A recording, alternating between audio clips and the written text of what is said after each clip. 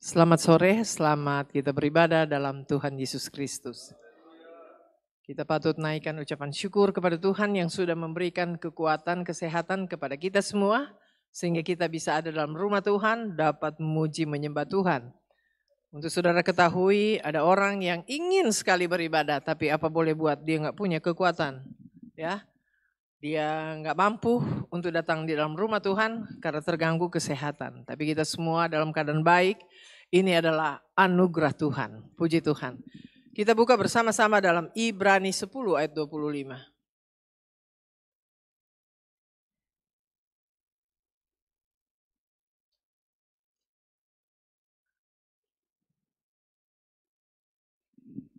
Karena cuma satu ayat, mari kita baca bersama-sama. Ibrani pasal 10 ayat 25. 2, 3.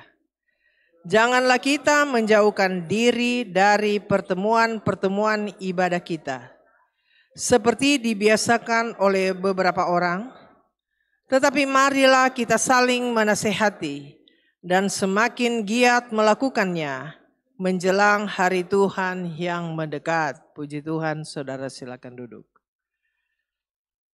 Kalau kita lihat dari belakang, dibalik ya kalimatnya. Lebih dulu misalnya begini. Menjelang hari Tuhan yang mendekat, janganlah kita menjauhkan diri dari pertemuan-pertemuan ibadah kita. Seperti dibiasakan oleh beberapa orang, tapi marilah kita saling menasehati dan semakin giat melakukannya. Jadi menjelang hari Tuhan yang mendekat. Menjelang hari Tuhan mendekat, itu hari Tuhan maksudnya apa? Menjelang Tuhan akan datang kembali, ya. Menjelang hari Tuhan yang mendekat. Apa yang harus kita lakukan? Pertama, jangan menjauhkan diri dari pertemuan-pertemuan ibadah. Kedua, mari kita saling menasihati. Ketiga, kita harus semakin giat melakukannya. Jadi menjelang hari Tuhan, Tuhan itu tidak lama lagi akan datang. Jadi 3 hal ini yang harus kita lakukan. Kita harus giat di dalam pertemuan ibadah, salah satu seperti yang kita lakukan pada sore ini. Jangan menjauhkan diri dari pertemuan-pertemuan ibadah. Karena ada sebagian orang membiasakan diri tidak beribadah. Tapi kita jangan, kata firman Allah. Jadi jangan menjauhkan diri dari pertemuan ibadah. Berikut kita saling menasehati. Dan ketiga, saling kita semakin giat melakukannya. Makin rajin.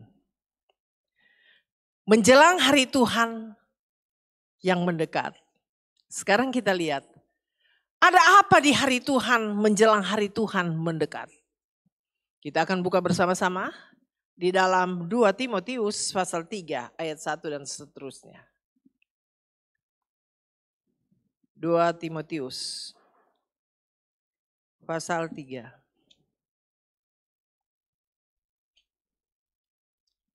Dari perikopnya, keadaan manusia pada akhir zaman. Nah, akhir zaman itu, hari Tuhan itu semakin dekat. Ya. Hari Tuhan itu semakin dekat. Itu dibilang akhir zaman. Jadi kedatangan Tuhan tidak lama lagi. Banyak hamba-hamba Tuhan sudah mengumandangkan bahwa hari-hari ini adalah akhir zaman dan sudah di ujung akhir zaman. Jadi hari Tuhan semakin dekat. Kita lihat apa yang akan terjadi menjelang hari Tuhan yang mendekat di akhir zaman. Kita lihat ayat pertama. Ketahuilah bahwa pada hari-hari terakhir akan datang masa yang sukar. Jelas di sini firman Allah sudah memberikan informasi bahwa kita di akhir hari-hari akhir itu adalah masa yang sukar. Jadi jangan mimpi-mimpi dunia yang semakin baik. Firman Allah sudah jelas mengatakan bahwa di hari-hari akhir adalah masa yang sukar. Secara logika aja kita akan lihat masa yang sukar, apa sih membuat masa yang sukar? Pertambahan penduduk. Pertambahan penduduk. Persediaan minyak bumi menurun.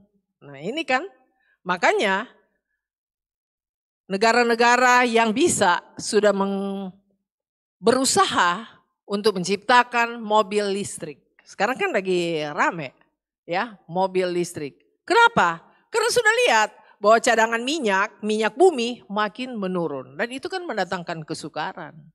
Itu fenomena alam ya kita lihat.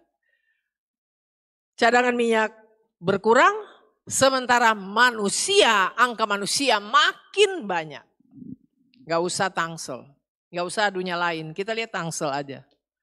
Info yang diterima di Tangsel sudah tidak ada lahan kosong yang bilang mau bikin proyek, susah mencari tanah. Di Tangsel. Itu peristiwa dari sudah beberapa tahun lalu. Bahwa di Tangsel itu bilang orang mau bikin proyek, mau beli bilang tanah sudah sangat minim ya. Sudah susah untuk bilang mau beli tanah di Tangsel. Itu baru Tangsel, belum yang lain. Kepadatan penduduk. Makanya pemerintah berusaha sekarang untuk apa? Sedang dipersiapkan ibu kota itu mau dipindahkan. Kenapa dipindahkan? Karena Jakarta yang begitu padat. Belum lagi itu isu-isu nanti Jakarta akan tenggelam. Katanya dia tiap tahun dia turun itu tanah yang ada di Jakarta dan sebagainya. Yang jelas bahwa dunia ini makin sukar. Manusia makin bertambah. Sementara belum lagi bicara cadangan makanan. Ya. Jadi memang dunia ini sedang akan mengalami kesukaran yang luar biasa. Dan itu sudah ditulis dalam firman Allah. Jadi kita ada di dunia yang sukar. Yang berikut kita baca ayat yang kedua. Perubahan ya dalam hidup manusia moralnya makin menurun. Kualitasnya makin menurun. Ayat 2, manusia akan mencintai dirinya sendiri dan menjadi hamba uang. Mereka akan membual dan menyombongkan diri. Mereka akan jadi pemfitnah. Mereka akan berontak terhadap orang tua dan tidak tahu berterima kasih. Kita lihat di sini. Manusia akan mencintai dirinya sendiri. Di dalam satu keluarga, justru di hari-hari akhir ini sering terjadi. Di mana waktu saya masih kecil, ya mungkin juga media ya, belum seperti sekarang. Tapi sekarang itu anak bunuh orang tua. Sebetulnya sebagai anak siapa sih tidak sayang itu orang tua? Tapi bisa terjadi kemerosotan moral. Ada anak, justru di Amerika ada satu keluarga ya. Dia punya anak dua. Nih orang tua ini punya usaha. Mereka kelihatan dari luar bahagia. Semua kebutuhan itu terpenuhi. Ternyata satu saat sudah disusun rencana. Ini anak yang tua. Setelah dia sudah umur 20-an. Ternyata dia sudah hubungi teman-temannya supaya membunuh keluarganya. Ingin menguasai perusahaan yang ada, ya, kekayaan yang ada. Jadi diciptakanlah, dia ajak kedua orang tua dan adiknya untuk pergi makan di restoran.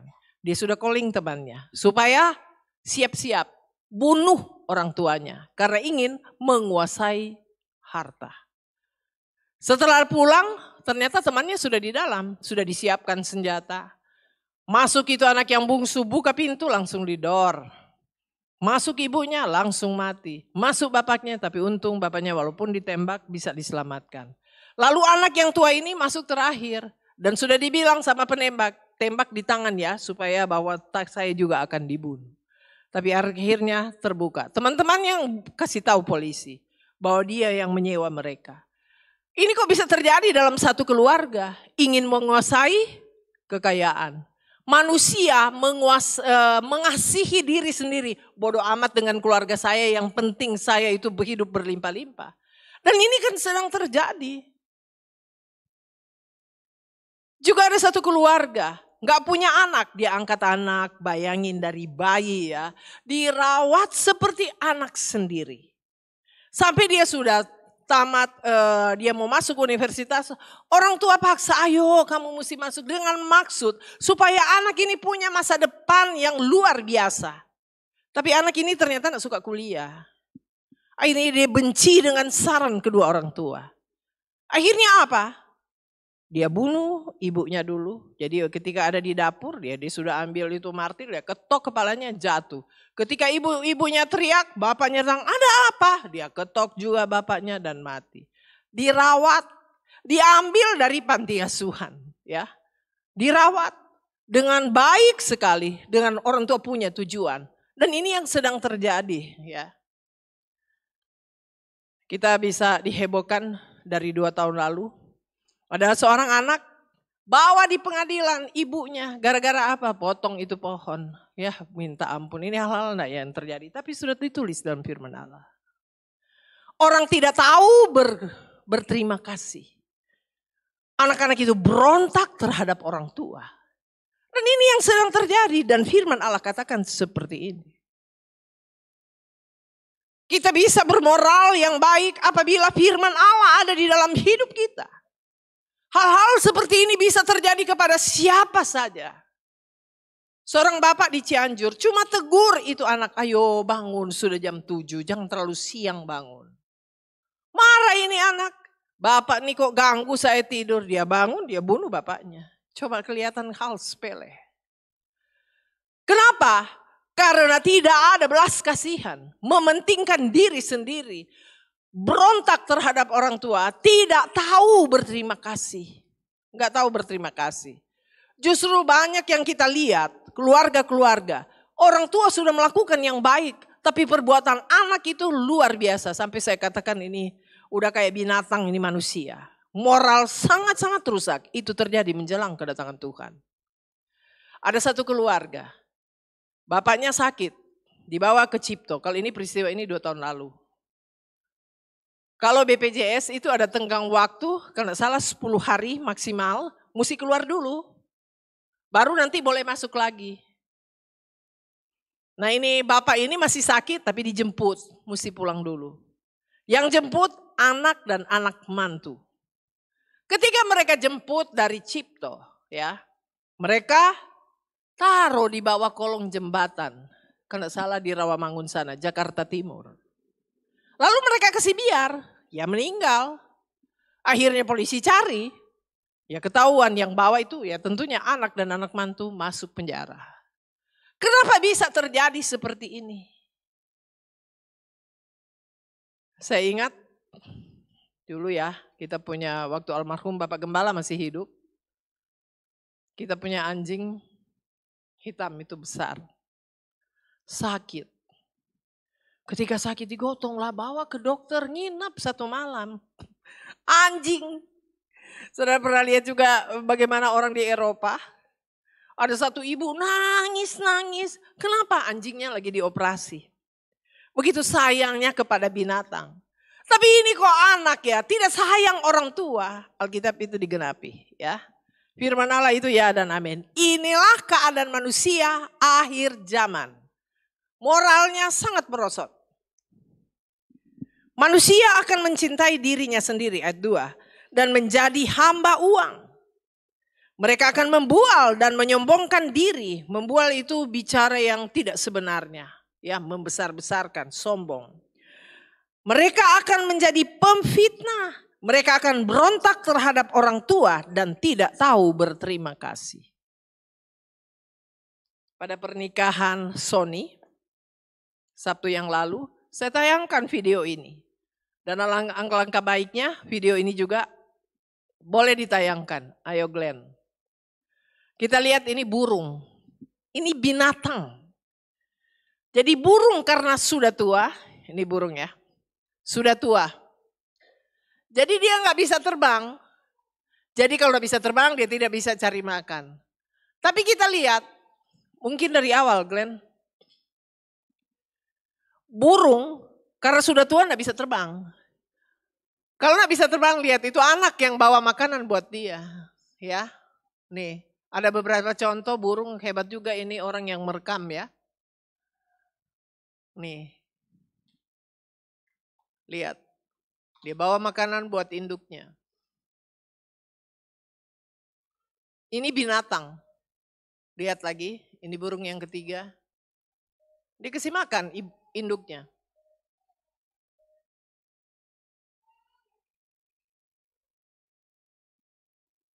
Ini burung, dikasih makan induknya. Saya sampai bilang, ini burung kok berperi kemanusiaan, tapi banyak manusia berperi kebinatangan. Terbalik. Burung aja tahu, induknya tidak bisa terbang. Induknya sudah tua. Nah terbang itu untuk cari makanan.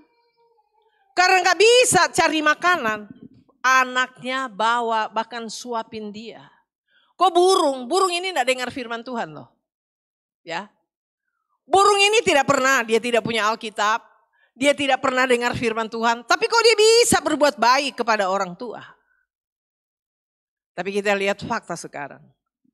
Anak-anak berontak kepada orang tua. Gak ada hormatnya kepada orang tua. Bahkan justru ingin menguasai harta, bunuh orang tua. Waduh, bukan main. Ini kan sedang terjadi. Dan itu kata firman Allah. Moral sangat ya di manusia udah kelakuan seperti binatang. Bukankah seperti itu? Ini burung, tapi tahu induknya sudah tua, gak bisa terbang. Dia butuh makan. Dia bawa makanan, dia suapin. Justru ini, anak mantu bawa kasih turun di jembatan. Ini kan keterlaluan, ini moral binatang. Dan ini kan terjadi. Kita gak bicara di negara mana, terjadi di Indonesia. Terjadi di mana? Di Jakarta. Di mana? Jakarta Timur. Banyak hal-hal di mana kita bisa lihat fakta. Anak gak hormat orang tua. Jadi ini ada anak-anak. Hormat orang tua. Hargai. Jangan karena sudah tua disepelekan. Dihargai, tetap dihormati, diperhatikan. Perhatikan, hormat itu orang tua. Masa depanmu cerah. Anak-anak hormat orang tua, hargai itu orang tua. Jangan sampai kalah dengan itu binatang. Jangan sampai moral jadi seperti binatang. Tapi binatang kayak manusia. Ini kan burung, dengar firman gak dia? Dia binatang. Tapi kok bisa dia buat baik? Sementara manusia gak punya moral. Kasus-kasus seperti ini sering terjadi. Ya, manusia menguasai, mengasihi diri sendiri. Sekarang banyak orang tukang fitnah, apalagi di medsos sekarang. Banyak berita hoax. Untuk apa? Menjatuhkan orang. Berita fitnah. Ya. Dan ini kan sedang terjadi. Siapa mau sangka setelah semua punya HP, lalu ada itu bilang WA dan sebagainya. Waduh, orang mulai berita-berita yang tidak benar. Menjatuhkan seseorang. Dan ini menjelang hari Tuhan yang mendekat. Kita lihat lagi ayat 3. Ayat 2 dulu. Manusia akan mencintai dirinya sendiri dan menjadi hamba uang. Mereka akan membual dan menyombongkan diri. Mereka akan menjadi pemfitnah, mereka akan berontak terhadap orang tua dan tidak tahu berterima kasih, tidak mempedulikan agama. Kita lihat manusia akan jadi hamba uang. Tuhan Yesus memilih 12 murid. Ini bisa lihat langsung. 3,5 tahun loh sama-sama. Lihat Yesus membangkitkan orang mati.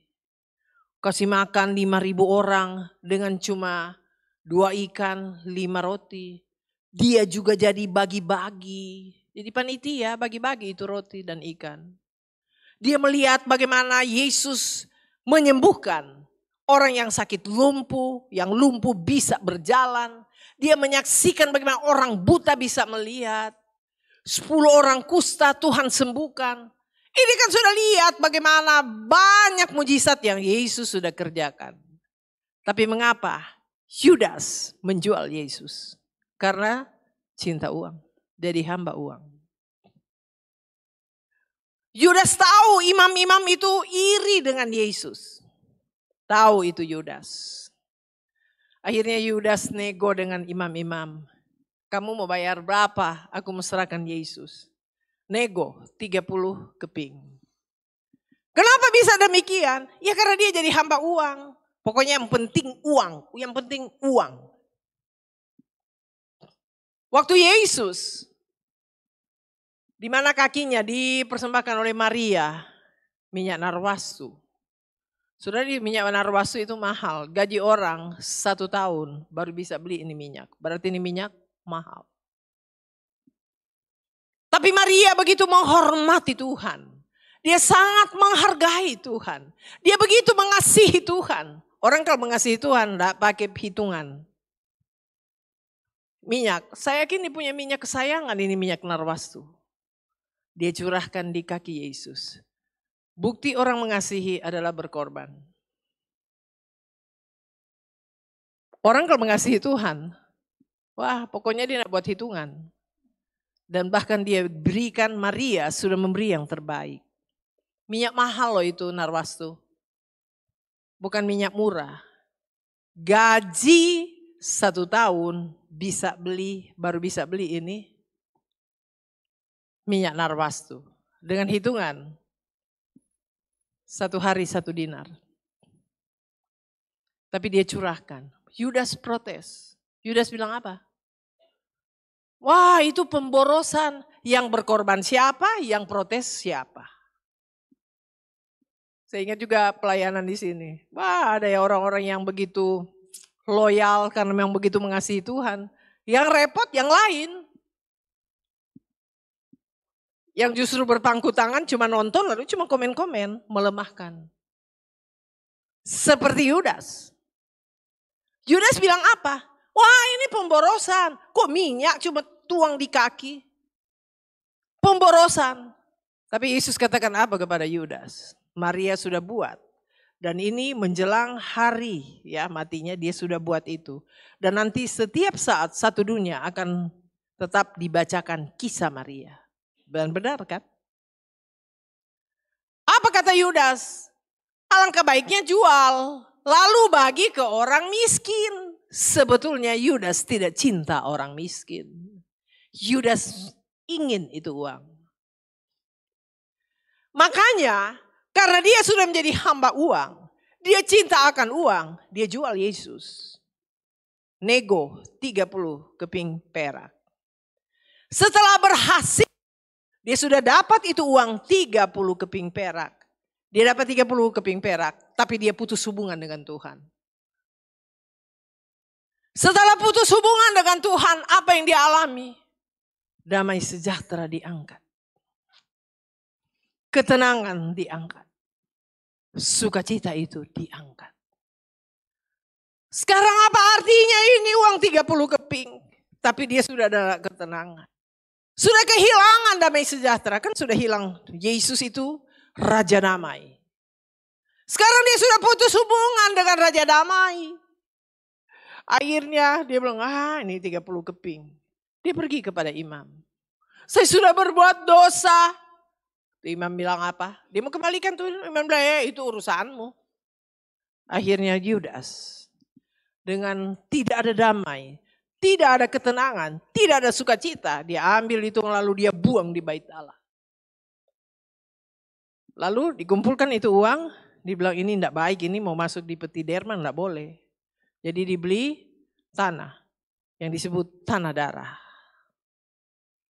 Setelah dia buang itu uang. Lihat ya. Dia diperhambah oleh uang. Sudah dapat 30 keping, 1 keping, setengah keping pun dia tidak nikmati. Karena apa? Dia sudah tidak miliki Yesus.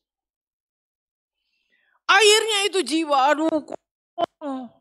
mengalami kekosongan dalam jiwanya. Waduh, segala kesusahan dia mulai, dia tidak punya ketenangan, tidak ada sukacita, tidak ada pengharapan. Akhirnya Yudas putus asa. Apa yang dia lakukan? Dia pergi gantung diri.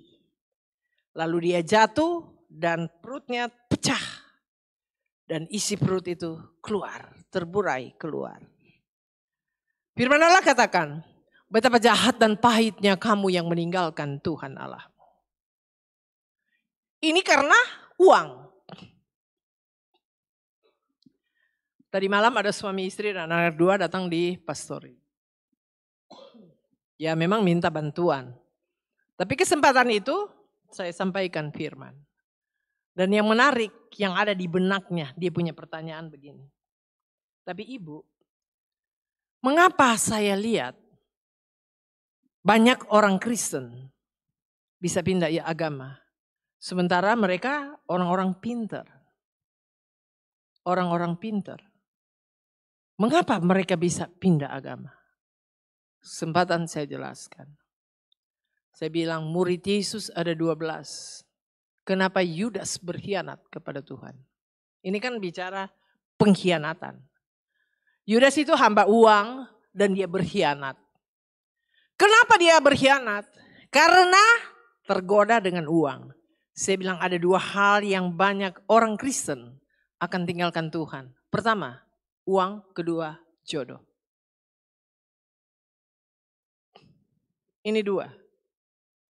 Banyak anak-anak Tuhan akan menyangkal Yesus.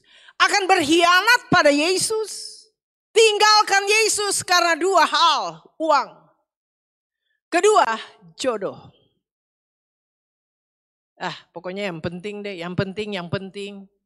Ini kan fakta. Ya saya bersyukur ada lebih dari 10 tahun lalu. Ya. Almarhum Bapak Batubara. Suatu saat dia dipanggil, dia melamar kerja dan dipanggil. Ketika nego akan dapat fasilitas ini, salah satu kendaraan, selerinya bagus, tapi ada satu syarat. Bapak harus ubah itu KTP. Yang KTP Kristen harus ganti. Lalu apa yang dia lakukan? Dia tolak. Tidak. Walaupun saya nggak diterima nggak apa-apa, tapi saya tidak akan rubah agama saya. Habis dari situ dia datang di pastori ketemu dengan saya. Dia begitu penuh sukacita, dia bilang sesungguhnya saya bersyukur. Saya berhasil tolak itu tawaran. Saya tetap pilih Yesus. Saya bersyukur sampai dia nafas terakhir dia tetap ada di dalam Yesus. Bangga. Tapi banyak orang akan tinggalkan Yesus karena uang dan jodoh. Gak bilang laki-laki, gak bilang perempuan. Itu yang akan terjadi. Dan itu yang saya bilang hal yang begitu mengerikan. Di akhir zaman ini banyak orang Kristen akan tinggalkan Yesus karena 2 hal ini. Sementara dari satu sisi orang-orang Kedar, orang-orang Muslim. Kedar itu adalah turunan dari Muslim. Dia punya turunan akan berkata, mari kita ke Bukit Sion. Ini nubuatan di dalam kitab Yesaya. Karena di Sion ada pengajaran. Orang datang gereja karena pengajaran. Mari kita ke Bukit Sion. Karena di Sion ada pengajaran. Sekarang udah banyak orang Arab masuk Kristen. Banyak. Makanya dikatakan yang terdahulu akan jadi terkemudian. Terkemudian jadi terdahulu. Memang apa yang dikatakan oleh firman Allah itu harus terjadi. Tapi kiranya Tuhan tolong. Salah satu antisipasi. Supaya kita tetap kuat di dalam Tuhan. Jangan tinggalkan persekutuan ibadah. Jangan tinggalkan persekutuan ibadah. Godaan di dunia ini banyak. Dan bukan kita bisa lihat. Bukan cuma orang awam yang tinggalkan Tuhan. Pendeta-pendeta tinggalkan. Saya kasih contoh sama itu orang itu. Ada satu pendeta, saya bilang. Kenapa pendeta bisa jadi mualaf? Saya kasih contoh. Ada satu pendeta, dia beli apartemen di daerah Kuningan. Lalu nih bapak pendeta dia pamit istrinya. Mah aku mau pergi ke apartemen. Ya mau pergi apartemen ya tentunya istri bilang ya silakan. Nah kali apartemen itu di bawah kan ada kafe. Ya udah minum kopi di situ. Ketemu dengan seorang ibu yang punya apartemen juga. Minum. Terjadilah dialog. Ketika jadi dialog, jalin hubungan sama-sama. Pertama ngobrol di kafe, berikut naik di kamar, masing-masing punya. Tidurlah mereka di sana, akhirnya jatuh di dalam dosa. Hubungan terus berlanjut. Akhirnya pendeta itu ambil keputusan. Tinggalkan istri, tinggalkan pelayanan, tinggalkan keluarga, semua anak-anak. Tinggal bersama dengan yang non-Kristen. Itu salahnya di mana? Sudah tahu bahwa berzina itu dilarang oleh firman Allah. Ya terjadi dialog.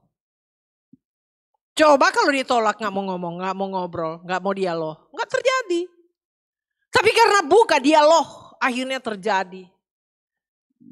Anak-anak tua-tua sidang itu di jemaat itu kumpul. Panggil dia. Semua memberi kesempatan. Bapak, ayolah kembali kepada Tuhan. Pilih. Mau kembali, kami terima. Ini tua-tua jemaat ya. Kami terima. Istri juga bilang terima kau kembali. Anak juga bilang papa kalau kembali kami terima. Tapi dia bilang tidak, saya pilih yang di sana. Ya sudah, goodbye. Dia sudah majelis pusat, anggota majelis pusat, saya baru mau pergi sekolah Alkitab. Itu pendeta itu. Belum lagi yang lain-lain. Nah kita lihat di sini. Jadi orang, kita itu perlu menjaga iman kita. Sebab hal itu bisa terjadi kepada siapa saja. Bisa terjadi kepada siapa, kita gak boleh sombong. Oh saya mah kuat, saya mah hebat kayak Petrus kan. Petrus bilang sama Tuhan, kalau saya mah biar apapun yang terjadi punya saya tidak akan tinggalkan Tuhan. Lalu Yesus bilang apa? Petrus, sebelum ayam berkokok engkau sudah menyangkal aku 3 kali. Pada waktu Yesus ditangkap lalu sedang diadili, orang lagi bincang-bincang tentang Yesus. Petrus datang, lalu ada budak bilang begini, kamu juga murid dia kan? Yesus lagi diolok-olok di situ. Petrus bilang apa? Enggak, saya enggak kenal. Dari logatmu kamu itu. Tentunya bilang shalom, puji Tuhan, haleluya. Itu bahasa kita orang percaya. Dari logatmu kau pengikut dia. Petrus bilang, enggak saya enggak kenal, pura-pura bego. 3 kali Petrus menyangkal, aku tidak kenal itu Yesus. Lalu ayam berkokok. Dia terus ingat, aduh Yesus sudah bilang sebelum ayam berkokok engkau sudah menyangkal aku 3 kali. Makanya gak boleh sombong.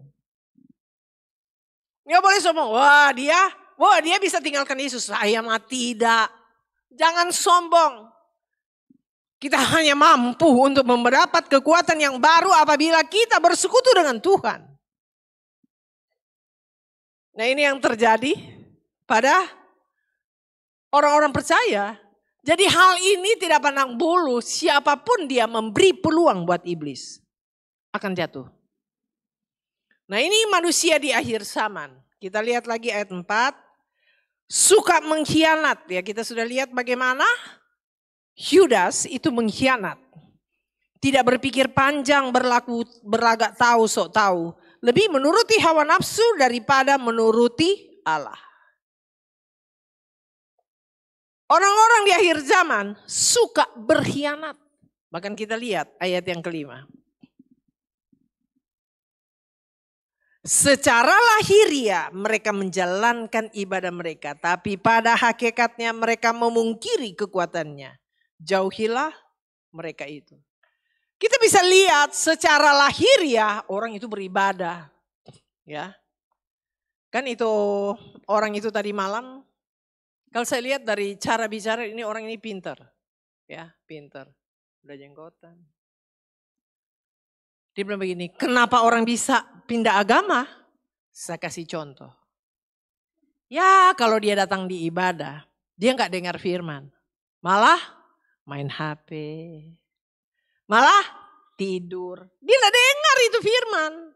Dia menjadi orang yang tidak berpengetahuan.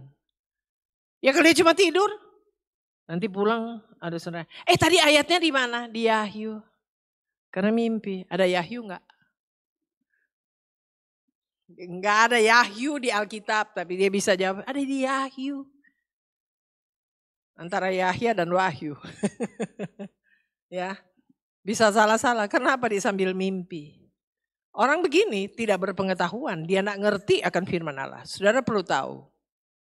Untuk seseorang melakukan firman Allah, dia mesti dengar, dia mesti lewati tahap ini.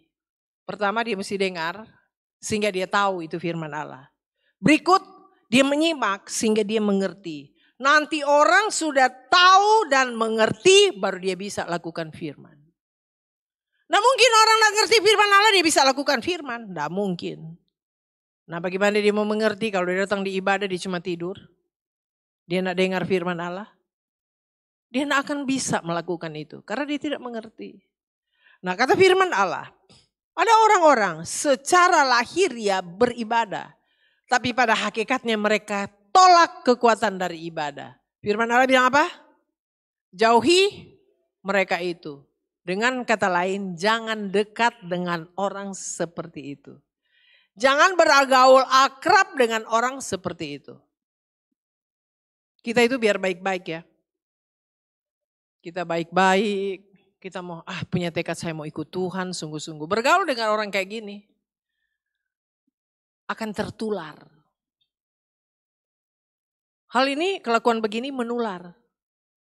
Tadi yang waduh saya sungguh-sungguh tapi punya teman yang tukang main nanti keikutan jadi tukang main.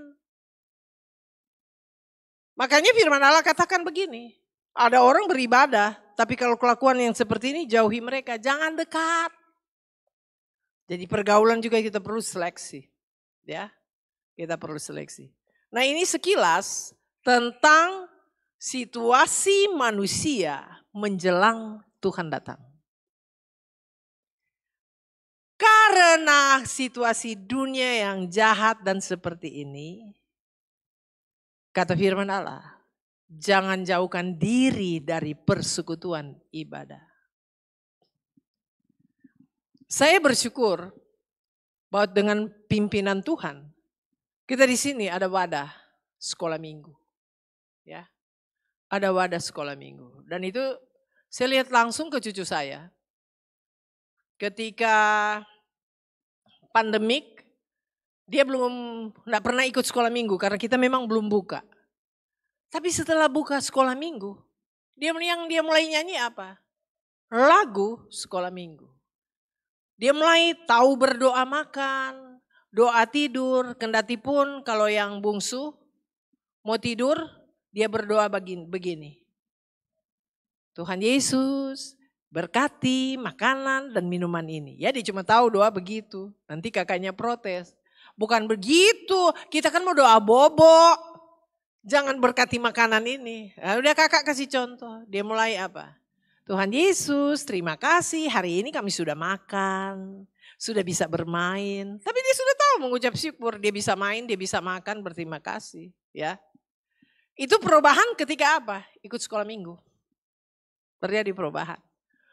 Dia mulai nyanyi. Wah paling senang dia kalau nyanyi. Happy ya. Wah nyanyi. Mulai nyanyi lagu gereja. Mulai lagu memuji Tuhan. Karena apa? Ketika dia ada di dalam persekutuan ibadah anak-anak. Jadi anak-anak juga membutuhkan persekutuan. Di tempat ini juga ada wadah remaja dan pemuda. Saya mau himbau remaja pemuda yang belum terlibat, belum mengikuti ibadah. Mari ikut. Dunia ini jahat, benar. Kita mesti ada di dalam persekutuan. Nanti kita lihat itu pengaruh. Mari lipatkan diri. Dunia ini jahat. Aku sudah lihat itu orang-orang, model orang-orang yang moralnya merosot. Bagaimana antisipasi? Heran ya, Tuhan itu sudah tahu bahwa dunia ini yang jahat. Dunia ini sedang lenyap. Makanya yang Tuhan himbau menjelang hari Tuhan yang mendekat. Jangan tinggalkan persekutuan ibadah. Jadi untuk bisa kita kuat, Untuk kita bisa kuat, mari libatkan diri dalam persekutuan. Pemuda, jangan bilang gak ada teman. Ketika kita datang bersekutu, semua yang ada di dalam satu persekutuan ini, itu teman semua. Jadi saya juga himbau dalam persekutuan itu, saling peduli, saling menyapa. Ya, saling menyapa, saling peduli. Sehingga semua merasa, oh ini teman saya.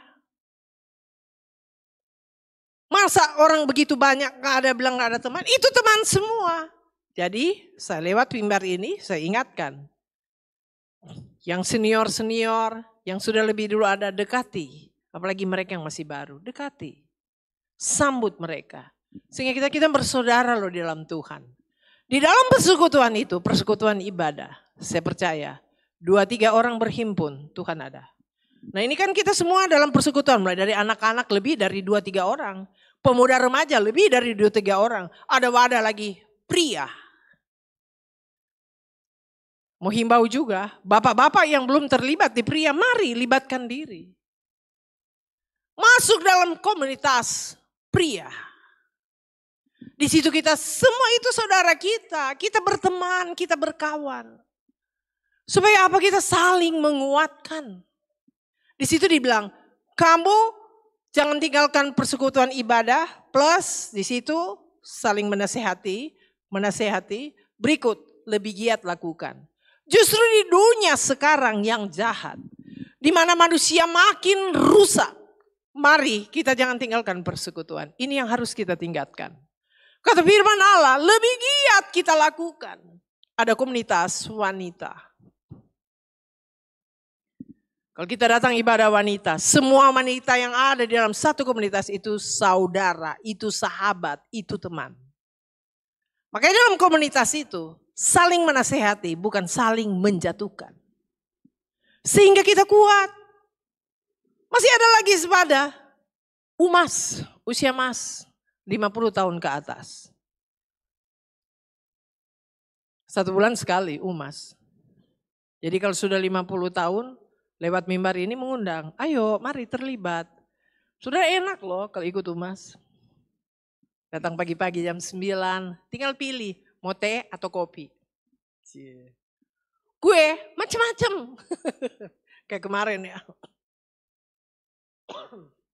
Kuenya ada berapa macam ya? 6 ya. Sampai tunggu pengerja bilang begini, kuenya enak-enak. Soalnya mereka biar bukan umas, tapi mereka juga menikmati karena ada dipastori. Ya. Mereka panitia atur-atur, masa mereka gak boleh minum, gak boleh makan kue. Jadi mereka bilang, wah kuenya enak-enak. Kemarin kuenya enak-enak ya.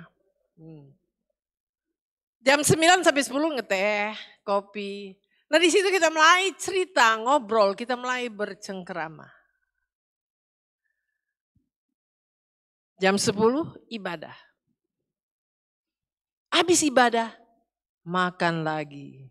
Wah, kalau kemarin makan apa? Ayam bebek ya. Wah, wah enak-enak. Oh sambalnya enak. Nah di situ kita mulai bercengkerama. Saudara tanpa sadari itu punya dampak yang luar biasa. Memberikan spirit, memberikan kekuatan. Saya sampaikan ini karena ada satu ibu, saya bilang sama koordinator, coba jenguk ini ibu, kok lama gak kelihatan di gereja. Wah sesonya kami sudah ke rumahnya tapi selalu kosong. Ketika saya ketemu dengan anaknya cuma 1. Saya tanya gimana mama? Mama itu sehat semua. Dia gak diabetes, dia gak ada kolesterol, gak ada darah tinggi. Pokoknya sehat fisik. Tapi dia Alzheimer. Tante, mama sudah tidak kenal saya. Waduh, kenapa? Bawa ke dokter. Karena pandemik itu, dia kurang bersosialisasi dengan sahabat-sahabat, dengan teman-teman, dengan tetangga. Jadi dia sendiri di rumah. Nah anak pergi pagi, waduh dia nanti apalagi dia kos, nanti pulang hari Jumat, pulang. Jadi sendirian di rumah. Setelah itu kita sudah mulai ibadah, tapi lama-lama sudah gak pernah nongol di dalam ibadah. Dia sudah terganggu. Anaknya aja dia sudah tidak kenal. Saya memang bawa judul ini memang persekutuan setelah saya lihat ini. Bawa ke dokter. Apa anjuran dokter? Bilang ke anaknya, Mama harus datang ke satu persekutuan. Mesti kumpul-kumpul dengan teman. Akhirnya dia sudah dibawa pulang ke rumah orang tuanya, di sana ada adiknya yang rawat. Makan aja mesti, kalau tidak dikasih makan ya dia minta-minta makan. Sampai sejauh itu. Nasihat dokter, dia mesti ada dalam satu komunitas, bersosialisasi dengan orang-orang. Ya, nah, tapi dia sudah tinggal di kampung, dia sudah dalam persekutuan. Kita banyak tekanan, banyak kesukaran yang kita temui. Tapi kalau kita ada dalam persekutuan, apalagi dalam persekutuan ibadah itu, di janji Tuhan, 2-3 orang berhimpun atas namaku, aku ada. Apalagi kita kumpul-kumpul, kita beribadah. Wah, saya percaya yang lemah Tuhan kasih kekuatan. Kan ada janji Tuhan loh di situ. Kamu harus beribadah. Maka roti dan air diberkati, penyakit dilalukan. Itu janji. Ada janji. Adalah kehendak Tuhan kita tidak mati kelaparan. Adalah kehendak Tuhan kita hidup sehat. Makanya Tuhan katakan, menjelang kedatangan Tuhan, jangan tinggalkan persekutuan ibadah. Kalau saya lihat dalam firman Allah, Tuhan mau curahkan berkat di mana? Di dalam persekutuan. Tuhan mau pulihkan gereja dalam persekutuan. Saudara perlu tahu, kita ini bersekutu di dunia, ya. Tapi kita akan bersekutu sampai di sorga. Walaupun kita saudara kandung, tapi kalau kita beda iman, tidak akan ketemu di sorga. Cuma bisa sama-sama di dunia, tapi di sorga tidak. Tapi saudara seiman, kita bersatukan di dalam darah Yesus. Sama-sama di dunia, sama-sama di sorga. Nah, Tuhan akan membolehkan gereja dalam persekutuan. Kamu harus beribadah kepada Tuhan. Maka janji Tuhan, roti dan air diberkati, ekonomimu diberkati. Jelas firman Allah katakan, Tuhan tidak akan membiarkan orang benar menderita kelaparan. Jadi Tuhan pasti pelihara. Kalau bicara pemeliharaan Tuhan sudah sangat teruji. Sudah lihat bangsa Israel keluar dari Mesir. Jutaan orang. Siapa yang mau kasih makan? Bagi Tuhan tidak ada yang sukar. Tuhan tinggal turunkan mana. Tiap pagi tinggal ambil. Ketika mereka mau makan roti Tuhan. Aduh pengen makan roti. Ini jutaan orang. Mau dari mana itu roti? Tidak ada yang sulit bagi Tuhan. Tuhan tinggal perintah itu angin timur. Tiup itu burung puyuh. Datang tinggal tangkap-tangkap. Mau panggang mau goreng. Silakan makan. Tuhan mampu pelihara. Begitu juga dengan Elia. Ketika masa kelaparan 3,5 tahun gak turun hujan. Semua kering. Apa sulit bagi Tuhan? Tuhan perintah itu burung. Dari mana itu burung? Tuhan dapat bikin apa saja. Karena memang dia berkuasa. Burung itu dengar-dengaran sama Tuhan karena dia ciptaan Tuhan. Tuhan tinggal bilang, burung gagak. Bawa itu roti dan daging buat Elia pagi dan sore. Heran ya. Tuhan tahu kita punya tubuh. Butuh karbohidrat. Tapi Tuhan tidak hanya kasih karbohidrat. Butuh protein. Ada roti. Jadi kalau melihat hamburger. Iya kan? Roti dan daging. Jadi Tuhan tahu ini tubuh butuh karbohidrat. Butuh protein. Tuhan kasih suruh itu burung. Burung rakus lagi. Tapi karena Tuhan yang perintah. Dia lakukan. Sekarang mau tanya. Burung itu beli di mana itu roti? Sedangkan selama masa kelaparan, dia ambil di mana itu roti, dia ambil di mana itu daging. Ingat, Tuhan dapat mengadakan yang tidak ada jadi ada. Dan saya sangat percaya, Tuhan yang kita sembah, Sampai saat ini sama seperti itu. Yesus Kristus tidak berubah. Dulu, sekarang, besok, sampai selama-lamanya. Tetap. Mau susah-susah ini ekonomi. Kalau Tuhan mau pelihara umatnya, gampang bagi Tuhan. Dia dapat mengadakan yang tidak ada jadi ada. Pokoknya tiap pagi bawa itu burung dengar-dengaran. Ya, bawa roti, bawa daging. Sore bawa roti, bawa daging. Sehingga terpelihara. Setelah kering air di sungai Kerit, Tuhan perintahkan. Elia, kau pergi kepada janda di Sarfat. Lihat itu mujizat ya. Saudara perlu tahu ini ditulis untuk orang zaman ini. Jadi tidak usah takut masalah ekonomi. Asal beribadah. Lihat Tuhan pelihara Elia pada masa paceklik, masa kelaparan. Apa yang terjadi? Tuhan utus kepada itu janda. Punya apa? Punya tepung sedikit dan minyak sedikit. Itu sekali goreng, planningnya ini ibu janda, saya tinggal goreng sekali. Saya makan dan anak saya lalu kami mati, dari sudah gak ada stok. Tapi ketika Elia bilang, buat dulu buat saya, baru kamu. Ini janda dengar-dengaran, janda Sarfat bukan orang Israel.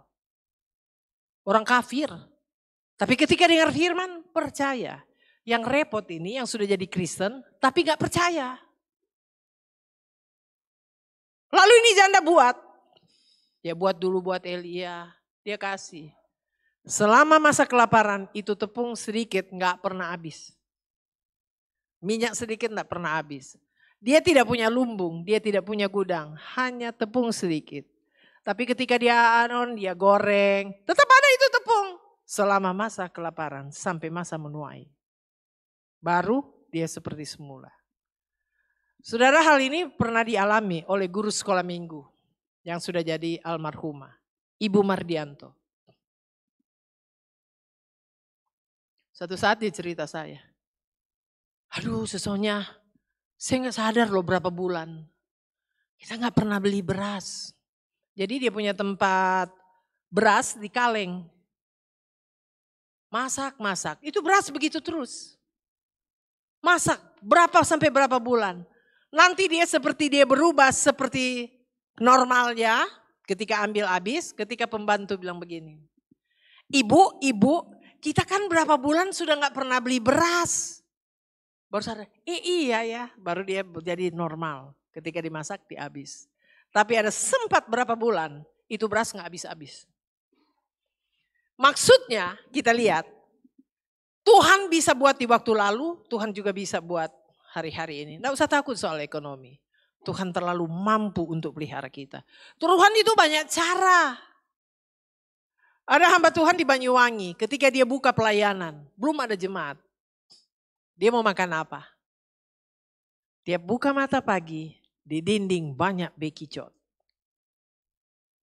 Jadi dia ambil copot, dia masak, dia goreng. Besok sudah penuh lagi tuh bekicot di dinding. Dia bawa panggang. Besok penuh lagi. Saudara, sampai sudah ada jemaat. Ketika sudah ada jemaat, lalu mulai beribadah, mulai ada persembahan, hamba Tuhan hidup dari situ. Bekicot menghilang. Itu cara Tuhan memelihara. Sekarang secara logika, untuk bekicot dia enggak di dia waktu kecil enggak dalam sekejap jadi besar. Tapi ini kok bisa ada terus? Dari mana datangnya? Ketahuilah Tuhan dapat mengadakan yang tidak ada jadi ada.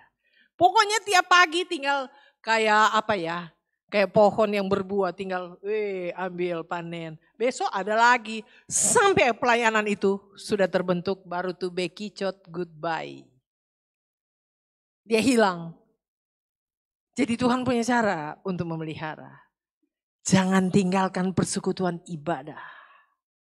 Saudara, amat terlebih di hari terakhir ini banyak kesukaran. Sebab di dalam persekutuan ibadah. Tadi pagi gak sempat terungkit loh ini. Tuhan bilang, kamu harus beribadah kepadaku, maka roti dan airmu diberkati. Plus penyakit dilalukan. Itu janji ibadah. Jadi jadi Tuhan mau kita itu terpelihara. Makanya disuruh ibadah. Dunia ini tambah sukar. Di Amerika aja berapa banyak orang yang di PHK. Ya, ada bank terkenal, 3 bank besar di Amerika tutup. Nah, orang-orangnya kerja di mana? Banyak yang PHK di Amerika. Belum lagi perusahaan-perusahaan lain. PHK. Berarti sukar. Nggak ada gaji, bagaimana mau hidup? Tapi Tuhan janji. Kamu harus beribadah, maka roti dan air diberkati. Dalam ibadah itu mengandung janji. Penyakit dilalukan. Jadi adalah kehendak Tuhan saudara dan saya tidak kesulitan ekonomi. Nggak susah makan. Makanya dia suruh beribadah. Kamu harus beribadah. Justru kamu saling menasehati berikut. Kamu harus lebih giat. Kalau mungkin di waktu-waktu lalu kau punya jadwal. Pokoknya yang penting saya 1 bulan 1 kali ibadah. Menjelang kedatangan Tuhan tingkatkan. Tingkatkan. Jadi yang anak-anaknya belum terlibat di ibadah anak-anak. Mari. Anak-anak juga butuh komunitas. Remaja pemuda ayo mari. Mari datang beribadah bersama-sama. Ada di dalam komunitas. Wanita, pria, umas. Manfaatkan kesempatan yang Tuhan berikan. Saya renung-renung, kita itu sangat diberkati loh. Semua wadah ada. Kita sangat diberkati. Belum lagi ibadah rayon. Jadi saudara-saudara yang belum terlibat di ibadah rayon, mari masuk di ibadah rayon. Di situ kita bersekutu. Sebab di mana 2-3 orang berhimpun, di situ Tuhan ada. Dan kalau Tuhan ada untuk apa? Untuk memberkati. Jadi boleh ada komunitas. Kalau di medsos kan dibilang orang-orang tua supaya nggak pikun, supaya ini bisa nikmati hidup. Ayo ada datang di komunitas di teman-teman lama. Tapi itu komunitas itu beda. Tapi kita di gereja itu sudah ada komunitas kita. Kita berkumpul untuk apa? Beribadah dan di situ ada janji ibadah. Adalah kehendak Tuhan kita tidak kelaparan. Makanya beribadah. Janji ibadah, roti dan air diberkati. Ekonomi, Tuhan pelihara kita. Sakit dilalukan. Itu manfaatnya persekutuan ibadah. Kiranya Tuhan tolong. Saudara bisa memahami ini. Mari kita semakin lebih giat. Dunia ini akan lenyap. Dunia sedang lenyap dengan segala keinginannya. Tapi orang yang hidup di dalam Tuhan akan hidup kekal selama-lamanya. Tuhan memberkati kita. Puji Tuhan. Mari kita bangkit berdiri.